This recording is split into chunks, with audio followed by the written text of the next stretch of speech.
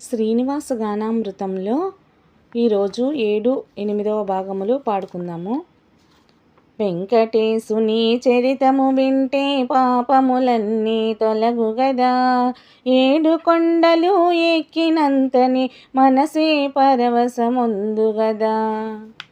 శ్రీహరి వరాహస్వామిని స్థలము అడుగుట. శ్రీ మహావిష్ణువు అచట నుండి బయలుదేరి వెళ్ళెనుగా, వరాహస్వామి పర్ణశాలకి శ్రీహరి తానే చేరెనుగా. వెంకటేశుని చరితము వింటే పాపములన్నీ తొలగు గదా. నారాయణుడే నివసించుటకు వరాహస్వామిని అడిగెనుగా, స్థలమును ఇచ్చిన ఫలితము నిమ్మని వరాహస్వామి కోరెనుగా. వెంకటేశుని చరితము వింటే పాపములన్నీ తొలగు గదా. కలియుగమందున నన్నే కొలువగా భక్తులు ఎందరు వచ్చెదరు, ముందుగా నిన్ను చూచిన పిదపే తదుపరి నాదరి చేరెదరు. వెంకటేశుని చరితము వింటే పాపములన్నీ తొలగు గదా, 7 కొండలు ఎక్కినంతని మనసే పరవశముందు గదా, మనసే పరవశముందు గదా. 8వ భాగము శ్రీహరి వకుళమాత వద్దకు చేరుట.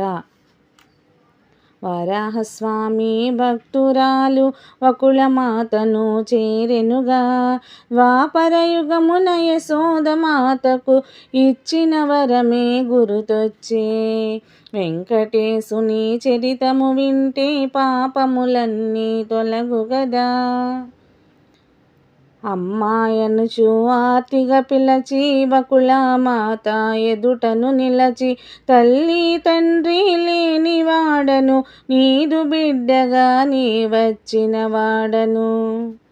వెంకటేశుని చరితము వింటే పాపములన్నీ తొలగు గదా.